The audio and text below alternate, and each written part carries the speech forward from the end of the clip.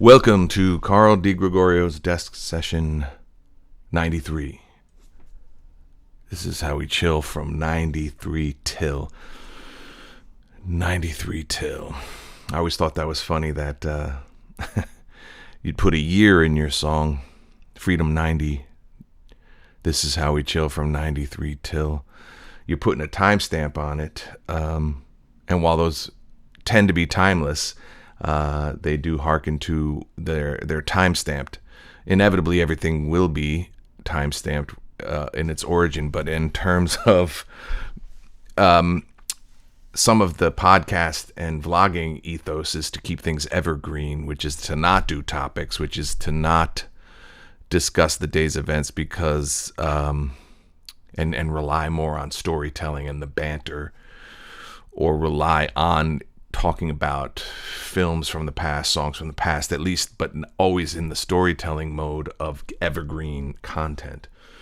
And it's funny that before all this stuff even became stuff to think about, people were just calling out the year 1989, the number, right? We talked about that. Certainly in hip hop, a lot of, because also you're looking for rhymes, and the numbers have the one syllable, and they have the vowel sound, and so and there's always something to do with using it like a euphemism, or the eight using the word nickel when it's 5, or a dime when it's each decade, and so all of that stuff built up into why you would use the year of the songs being created. But that's 93, and again, to be ever clear and evergreen, and to not discuss, I can't go on. Things work out for the reason they work out. I didn't record yesterday, which is my usual day, and it works out because the Knicks are the world champions, and they won the NBA title for the first time in 53 years, and that's an amazing thing, especially for a Knicks fan over the years. And the last time they were there, 99, I was in New York, and I was there in 94 as well. And mostly I was there for all the tortures inflicted upon us by Jordan, and that was a very tricky time, because in history's recollection, people talk about the great Michael Jordan, but I couldn't stand it. And I didn't get to enjoy any of it because it always came at the expense of the Knicks. And I remember being in like what's happening out on the streets. We would do things like in the Eastern Conference, we would watch. There was a place called I don't know what's there now. It changes over, but there was a thing called the All-Star Cafe. I think the founders were Ken Griffey Jr. and I think Andre Agassi and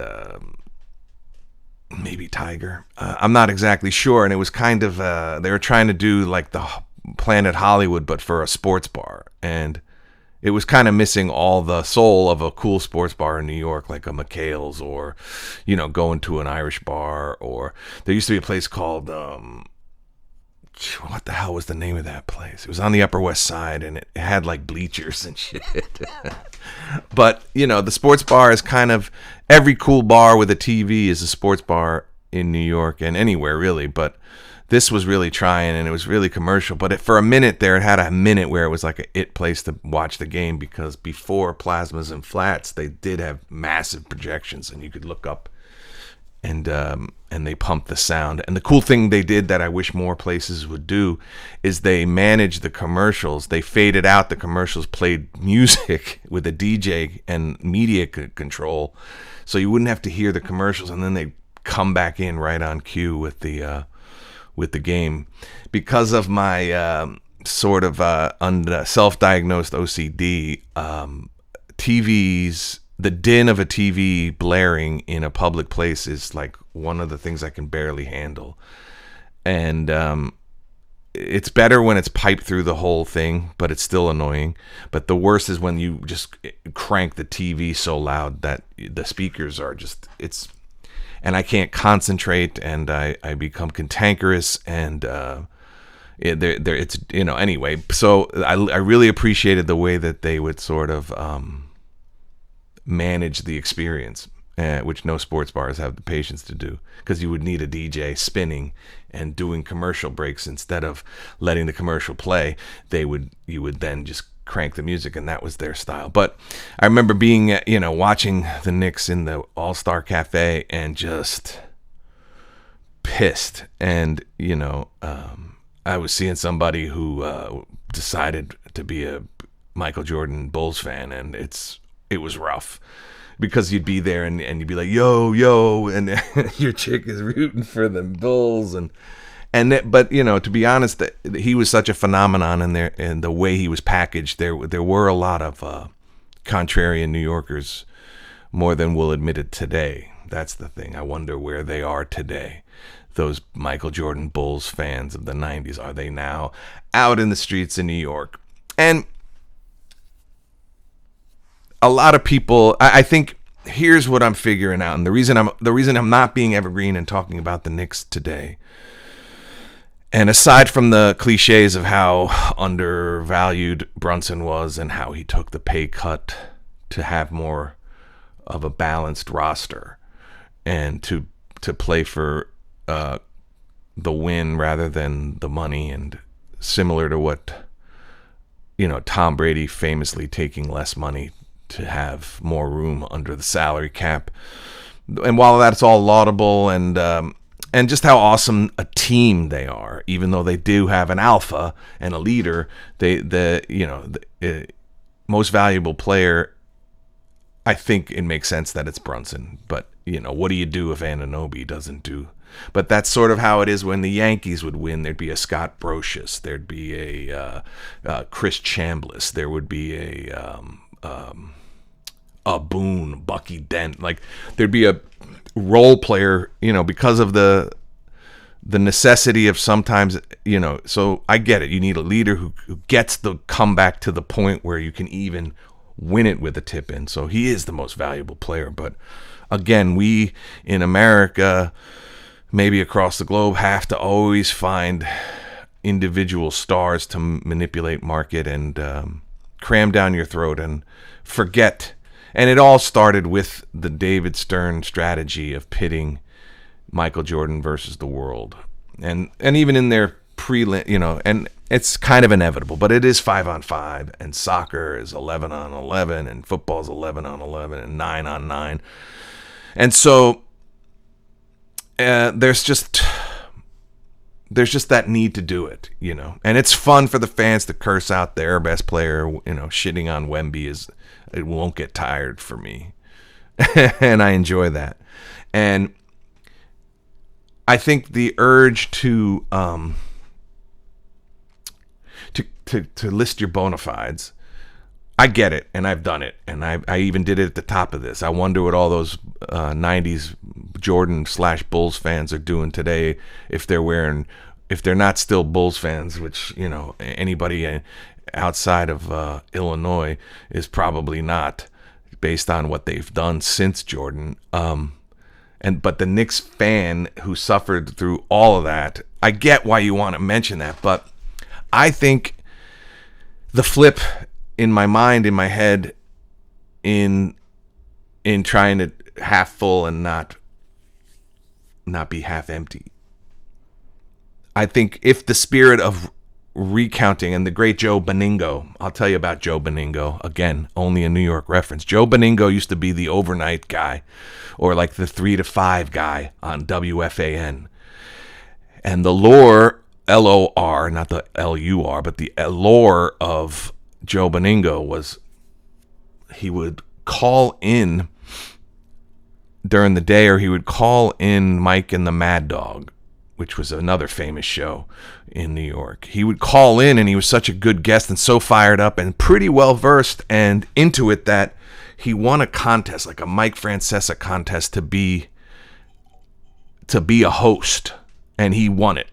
Joe Beningo, and he would get the prize was he had to like work from 3 to 5 or 3 to 6 or 2 to 4, one of those late night ones. And as a bartender in New York City in the 90s, who had sleep issues and couldn't go right to sleep after 2, 3, 4 in the morning, the greatest invention of technology for my money is the sleep timer on a television or on a radio, so that because you don't want to wake up in the morning with that din of the radio or the TV on while you wake up in the middle of the night. But you want it to go off like an hour after you've already nodded off, but you need the noise. That's how I do it. So that was my thing, was I would listen to Joe Beningo overnight and go to sleep to this ranting New York accented broadcaster ranting and raving. And unfortunately, I think he was a Mets and a Jets fan, and I'm a Giants and a Yankee fan. But with the Knicks, and that's the whole thing. The Knicks were the only long-suffering franchise in New York that we could all agree on, And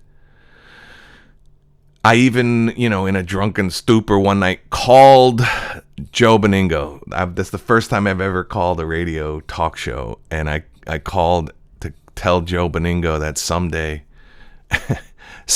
the dream team would be beat. That was my big take. And he was like, all right, man, you could tell I was a little faded. And he dispatched with me. But I got to call and talk to Joe Beningo. And so his take today that I heard on the internet, his take was about how all the ghosts are put to rest, all the demons and all the hardships of being a fan and he listed them, and and he reminded me of my youth, the fact that they let Bernard King rehab and come back, and that Bernard King and Patrick Ewing never played together, and all of these decisions, and he broke it down very eloquently in his New York accent. And so I think most people are shunning people who are on the bandwagon. I don't care, I really don't care about the bandwagon or the front runners. And to be honest, like, I didn't watch a lot of regular season games this year, so I'm definitely a playoff fan of both Yankees and Giants. And Giants I watch all year long because that's there's only 17 games now, 18. What is it going to be? But baseball and basketball are long seasons, so it's just hard to pay attention on the West Coast. But people do, and so those people are the ones who are celebrating, and I still celebrate. My point being is, it's the I'm in the club, you're not. I was with them when, and it should be more of a celebration rather than a condemnation, and it's Tolstoy, it's Russian literature, and you are the poet when you recount how long you've suffered and how happy you are today. It's the quote-unquote layman, their version of a pilgrimage, or their version of toiling or suffering, or it's their metaphorical cross to bear. And so rather than saying fuck all the people who are on the bandwagon, or you should be happy today that this is what it's like. This is what it's like for an artist like myself, an actor or a writer or a band or a singer or anybody who suffers in anonymity and then finally gets a day in the sun. These long-suffering sports fans, like, let's connect to that. That one of the things of these projections, we project our fandom onto a team, a lunch pail team, a team of underdogs, all of that is why this is such a big deal, and it is New York. And the coolest thing about New York, and the thing I miss the most about New York, is that the only star in New York is the city itself. And that's what's really cool about it. And while I could languish and wallow in FOMO, fear of missing out, and the fact that it is okay to lament that I wish I were there to be on the streets. I was there when the Yankees won in '96, and I know what that is to be out on the streets. It wasn't as pandemonium as it looked like with the Knicks, but there also wasn't social media. But it was a great feeling to be in that buzzing ass city. But I was also there in 9/11 when I was at a Mexican restaurant. I think it was Arriba on 9th Avenue, having margaritas and Mexican food. The first game after 9/11 with them, I think it was Mets and Yankees. Or it was a Met game. I don't remember. First New York team to play after 9/11. I'd have to look that up. It might have been the Yankees. I know it was the year the Yankees blew it. Randy Johnson came out of the bullpen. And we really wanted to win that year. That would have been too poetic. But I've said to my friends that it's taken as long as it's taken. But this is the best thing. This is the most positive thing that's happened in New York City as an entity, as a breathing, living metropolis. This is a countermeasure or a salve to the wound of 9/11, and I don't know that is hyperbole. And part of me wishes I was there for that.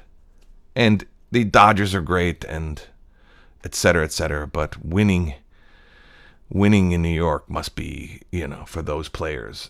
Because barely winning, like getting to just being in the playoffs was, and that's why all the old players, former players are there, because that's how much the Knicks are, part of it. And so rather than me saying I wish I was there, and this is a crazy, corny comparison, but there is a line.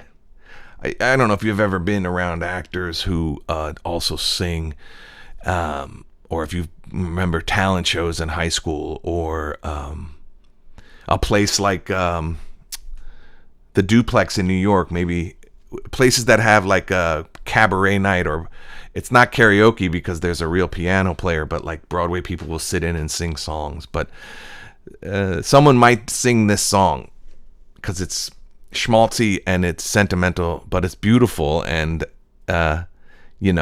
it's Your Song by Elton John and Bernie Taupin.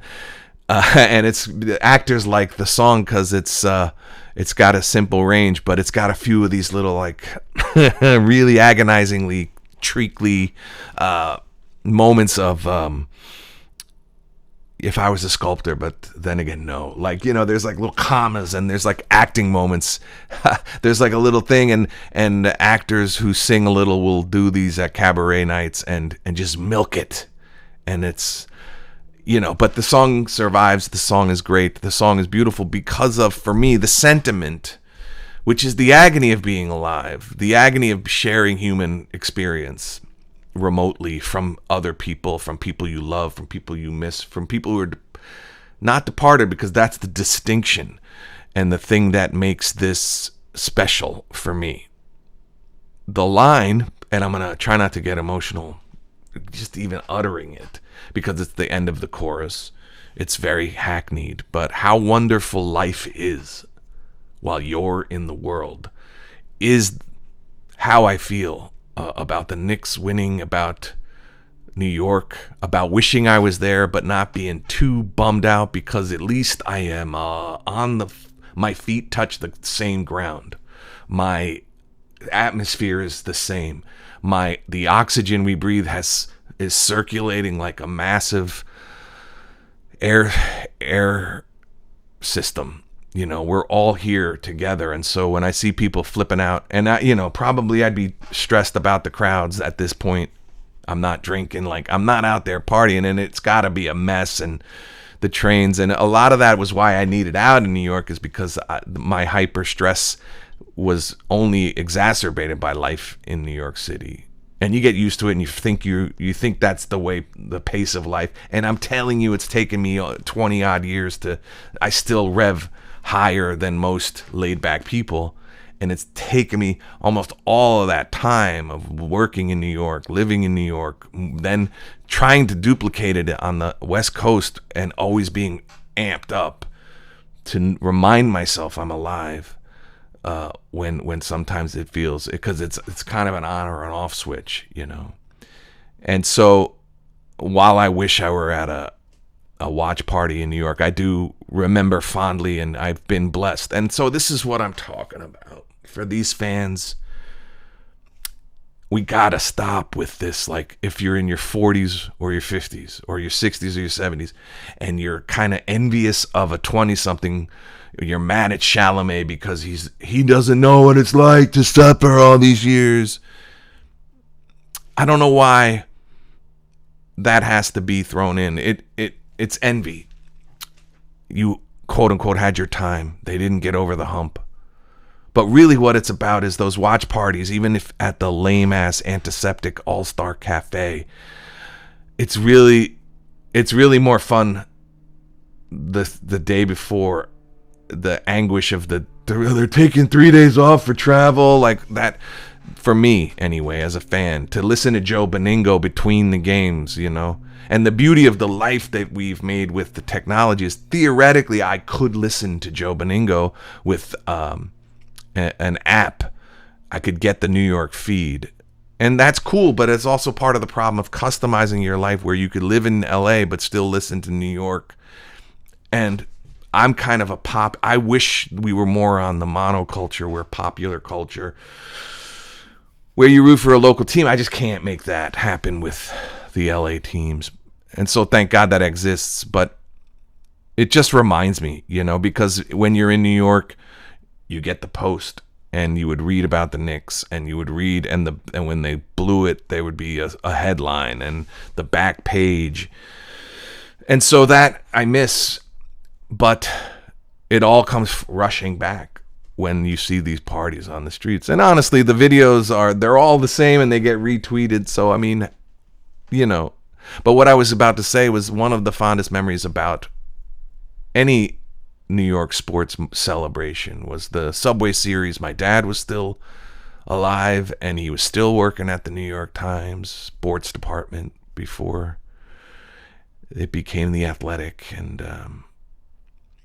And just any crummy bar, he would meet us after work for the Subway Series, and I think it was 98, Mets Yankees. And that was exciting too, because you know, of course the Knicks is the only show in town, but they weren't playing like the Nets, or there's no other basketball team, maybe Philly, but like it was the two New York teams. So we weren't all rooting for the same team, but everybody was into the Subway Series, or at least the anticipation, and it wound up being less dramatic than it needed to be. And there is something about hooping in LA. New York is a basketball, West 4th Street, the playground, the Rucker, all that stuff.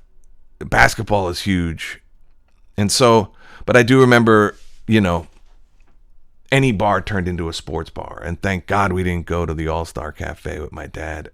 And I would meet up with him, and he would meet me and my buddies, and so things like that, like the anticipation, the one of the March Madness is great and all, but a series is a whole different thing, you know. It's when's the next game, you know, and the sustained excellence of that Jalen Brunson and of that team, and it does have more of a dramatic story arc. It's the difference between like a film and a miniseries, or a film and a series, and it's exciting. And so what I want to say about how wonderful life is while you're in the world, how wonderful life is that the Knicks did win, and rather than be out of sorts about not being there, obviously you could, if you really thought you wanted to, fly there to just soak it up, and that would be cool too. But you got to be where you are, live in your own skin, and you have to find a way. The hard part of living are the goodbyes, you know. And saying goodbye to a person is the worst, and saying goodbye to a parent is the worst, and losing a friend is the worst. But there are goodbyes to cities, goodbyes to colleges, high schools, those goodbyes. And if you can suffer a little bit of the anguish, the real kind of precious pain of all that, but know that they're still here. New York is still here. The Knicks still wear fucking blue and orange. You got to see it. You wouldn't have been able, if I was living in New York in current configurations, I wasn't getting in the building anyway, but I would have been at a bar going batshit. And I know what it's like. And I've had that moment, and I wish I had it for the Knicks in 99. I have it today, but I'm in Los Angeles. And while there is a little tinge, I have to be more edified than because it's kind of like greed, right? Like, what was I going to do? And then to lambaste anyone who's a bandwagoner or what's a young kid supposed to do if, we said the same shit in 96, or you don't know, or a Red Sox fan, with all those titles, these kids don't know. And it's like, that's true. But you get to see him win too. It's not like you had to turn your eye away from it because you only want to identify with the suffering. And I guess that's why I like being a Yankee fan, in terms of the hate that's flung at them is because you hate us because you ain't us, And the Knicks were always like entertaining. The Garden was always the place where the other guy had his 50-point night, I think Bernard King was the first to go 50 back-to-back nights. But Jordan always wanted to show out at the Garden. Reggie Miller always wanted to, really show out at the Garden. And it was never us, And the beauty of winning it on the road and winning it in 5 is that the way we won, and you just don't let a team back in, And we didn't. We shut the door. And I love saying we like a homer. And I'm happy for Joe Beningo, who I never met but talked on the phone with. And to take some inspiration, to know that the beauty of the sports metaphor for me was that my dad was a writer and a sports writer. And so, and I do think I've talked about it being analogous, but the underestimated to the champion is the hero's journey of Odyssean stature, and that's what Brunson will have for all time. And as how I see myself, the narrative that I use to either ruin my situation or fix my situation, the narrative choice is, who do I associate with? And now it's like to identify with Brunson, like, the overlooked, if every actor who hasn't had his day in the sun will either get more angry or regroup, and so I'm going to draw some inspiration from these guys. And Hart is a guy on the team. Josh Hart is a very, for me, like he's out there contributing sometimes without scoring, and just the rebounding for a guard to rebound like that. And a rebound, I guess great Pat Riley said, no rebounds, no rings. Think about the rebound Mitchell, made Robinson to ice it, you gotta, all, and those, and even Hart's on audio tape saying, I get those rebounds that break the other team's heart, I'm not just stacking up statistics. And it's a team like that also in the digital age, in the social media, in the likes and clicks, and in the Spotify age, and views and clicks and likes and everything going AI, and being able to gobble up all the digitized stuff that's hoovered into stuff.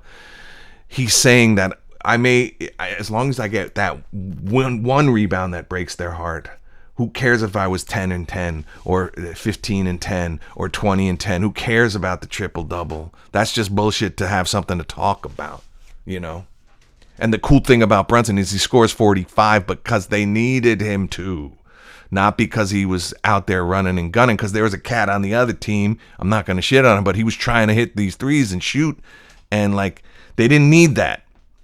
And his calculation was fucked. And Brunson's is the right calculation. We needed those points. And we also needed that back-breaking, heart-breaking, rebound. And so I have this set up today. I have a voiceover audition. I'm going to just do it right here since the stuff is all set up. I mean, I'm not going to do it right here, but it's on an NDA. And again, vis-a-vis like what's up with the show, I had a cool, last week I had a cool, I spoke about helping a friend. And that turned into like, let's catch up and let's not flake on it. And we did it, and we went out and had a burger. And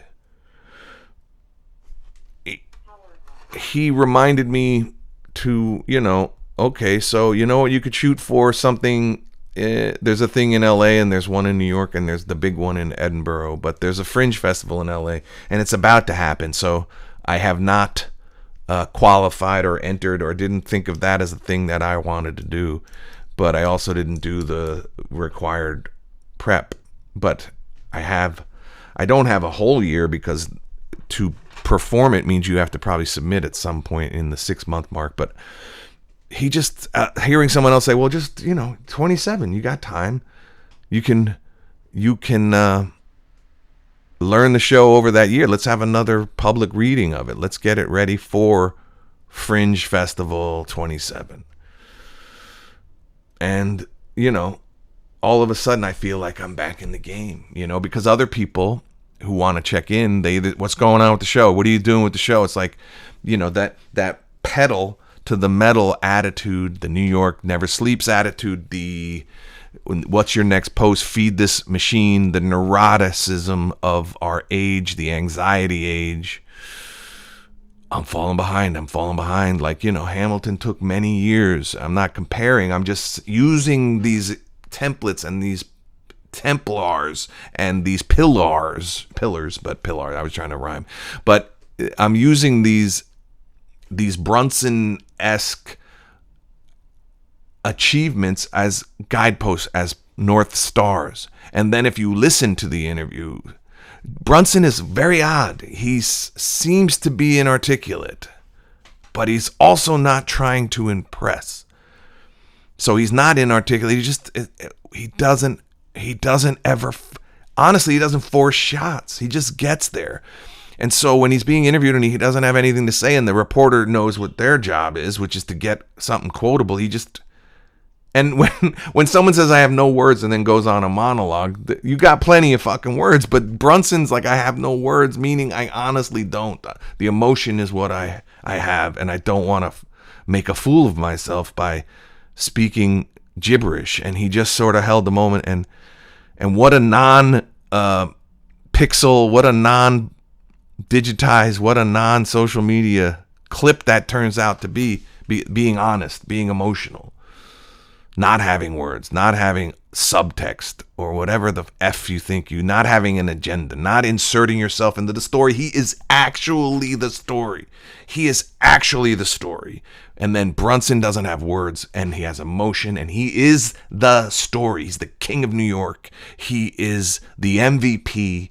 He is at his crowning moment, and I have no words is as profound as a bunch of words. And he didn't insert himself into the story, but he is the story. And then the nameless, the many named people, the people with the big initial in the middle there, the Stephen A's, they insert themselves into the story, and they are so far from being the story. They're just the ones who do have the words. The one man who doesn't have the words, says I don't have words, means it. And then a sports announcer says I'm speechless, and then runs the light. So another reason to admire Brunson, and also I think what I have to do in this inspiration is start telling myself the positive self-talk, and to relate to, and again, while how wonderful life is while you're in the world, it means to me. What did they say about what you cannot take away from Jalen Brunson is he won in high school. He won twice at Villanova, and now he's won again. And they say small, slow, not going to win the big one.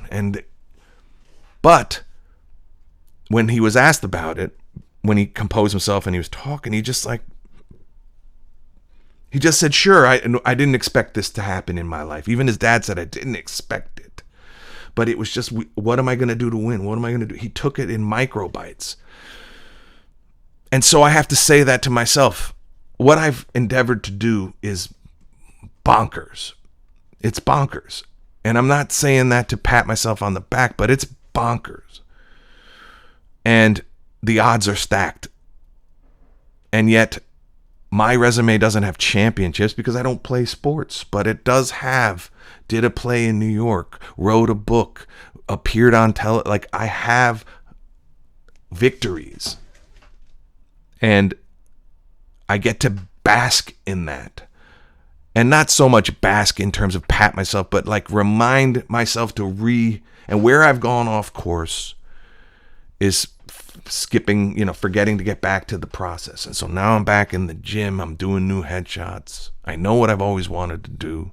I'm hearing myself say, it's sort of game time, and to relate and to appreciate rather than haterate, to say, my championship is on the way. And instead of hating on younger people who, you don't know the struggle, man. We didn't win for 53 years, man. You're not even that old, man. I get it. But pat yourself on the back for hanging in there and enjoy it. Don't enjoy it. You can't really equate enjoyment. There are people in Williamsburg who are from Ohio, who are 26 years old, who maybe are still on the parents' dime. They're living in Williamsburg with 4 roommates, paying $2,000 a piece. They're at a watch party that's literally the game projected on the wall, which is something we couldn't do back in the day, I would have been down for something like that. They were in Williamsburg. They never cared about basketball until they moved to New York. And they're in Williamsburg doing what they're doing, and they're at one of these watch parties, and they're swept up in the moment. And why would that be? You'd do the damn same thing, and you'd be swept up. And the dude who suffered and only known misery of the Knicks, that you both get to celebrate this championship. And so maybe you're OG, but maybe that's just being old. Like, what can I do? I have more years under my belt. And this team has suffered, but take some pride, take some joy, and yes, take some extra joy that you hung in there to see it, that you survived to see it. How wonderful life is while the Knicks won the title in San Antonio, and the Knicks fans had to watch in New York, but it wasn't a home game. So how wonderful life is while the Knicks are in San Antonio. And at my FOMO, my wishing I was in New York, maybe you would have wanted to be, in San Antonio. But man, it's going to get better when they get the hell out of San Antonio and get back to New York to party. But they're not any less excited and happy. The trophies get passed, the celebration. That is an individual feeling. That's their opening night, their Tony Award, and I guess I got to remember, I've had many, I just didn't know it. And that maybe is the wisdom that is finally presenting itself. I've had many, many victory nights, more than most, right? When you get to do what I did in college, which was a luxury to study what I studied, there were many opening nights, and there haven't been a lot because of my own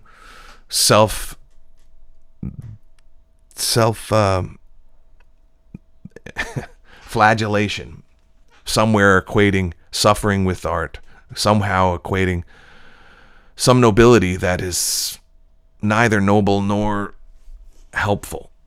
I am now back on the ship, and oddly enough, the movie The Odyssey is coming out, and it's about that. And I don't have to suffer like Odysseus, but we all do. And if you are Joe Beningo or a long-suffering Knicks fan, or, Patrick Ewing, who doesn't even get to, he's still happy. So there's someone not, embittered that he didn't win. You can only be where you can be. And I guess we only got what we got. And so envy and social media, I'm loving the people out on the streets screaming and cursing at it and wimping Yama and just being a prick New York fan. It's fun.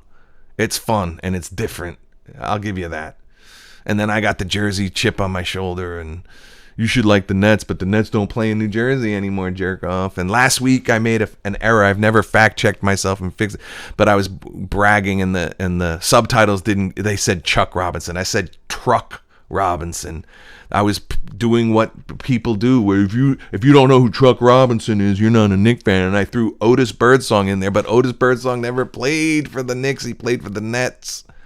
And I was thinking about Bernard King, and I think there was an Albert King, and one played for the Nets and one played for the Knicks, and then for a minute I think both played for the Knicks or whatever. I was trying to show off my allegiance and my true fandom and whatever, I didn't go to a watch party in LA to try to find, because there's a couple of New York bars where it might have been fun to go to just to soak it up. But I really just wanted to be in front of the tube and just see it happen. And it's been a long time since I had like prayer hands in real life, because they made it tough down the stretch. They were missing foul shots and it looked pretty good, but and it wouldn't have been the end. It wasn't Game 7, but man, it was exciting. And how wonderful life is while you're in the world. And that, that corny song is what is the correlation I'm making about, okay, you didn't get to be there. Man, it'd be great to be in New York. Yeah. But it happened while you were here, while you were in the time zone. And now we can breathe. And, I was like, I got to get merch to wear the flag, to let people know I'm a Knicks fan. I don't have to let them know. I will try to get some merch, but I got like headshot clothes I got to buy. So maybe the merch can wait. And, it's a little melancholy just because there won't be that thing to look forward to on the tube. And what a luxury it is just to have the time to watch these games and, to be in a different place in my life where, I remember being at the bar in New York, jokingly screaming at the people like, don't order anything between the timeouts, because you don't want somebody ordering a Long Island iced tea while somebody's about to you can't keep your eye on the TV when you're at work, and being pissed that you had to work nights that the games coincided. And I didn't have any of that. So how wonderful, and vis-a-vis using some of that metaphor to propel me and to remind myself that you can only be where you can be. Get back to the process like Brunson and Hart and Bridges, the Villanova cats. And, let's, yeah, the cool thing about being an artist is there's no off season, and, you don't have to retire because of physical ailments like you do when you're an athlete, and you get to mature into your craft. And so, like Joe Beningo said, the suffering is over. The ghosts are buried. All of that is washed away, and it can happen to me in my life, and I can already feel it, that the minute something great happens, it will erase the agony of double shifts, the agony of watching friends win Tonys, not the agony, but all the things that I thought were working against me will be washed away, and maybe I can even hasten it by reminding myself that it's been a privilege, all of it, this whole process. you know, Truck Robinson, you know. And the only reason I knew him is we were the last family on the block to get cable and MSG, and the reason I wanted cable so bad at that point when we finally got it was the MSG network, because they had the wrestling mostly.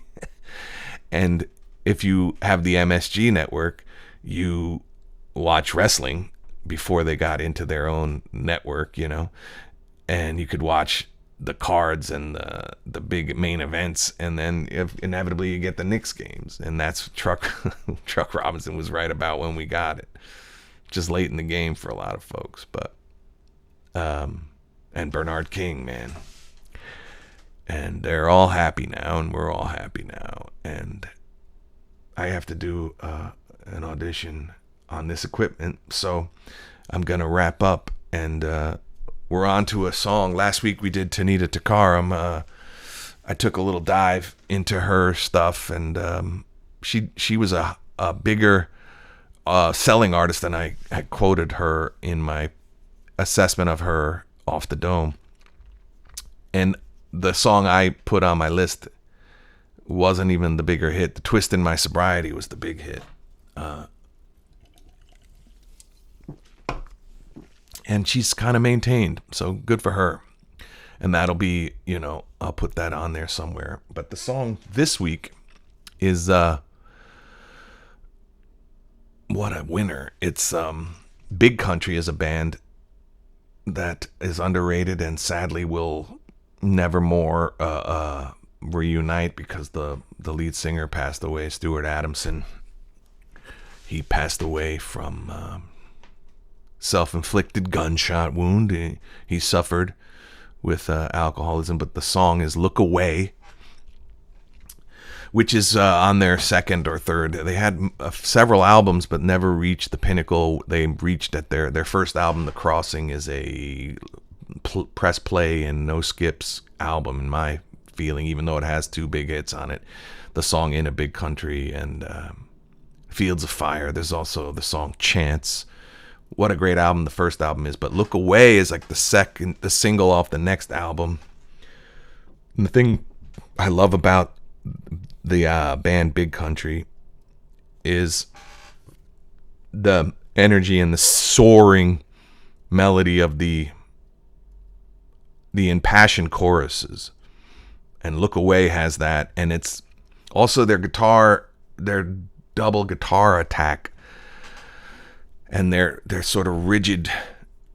They're rigid playing, and they had a great bass player, the same bass player, I think Tony Thompson, I want to say. He played with their bass player played with Pete Townsend on his solo stuff.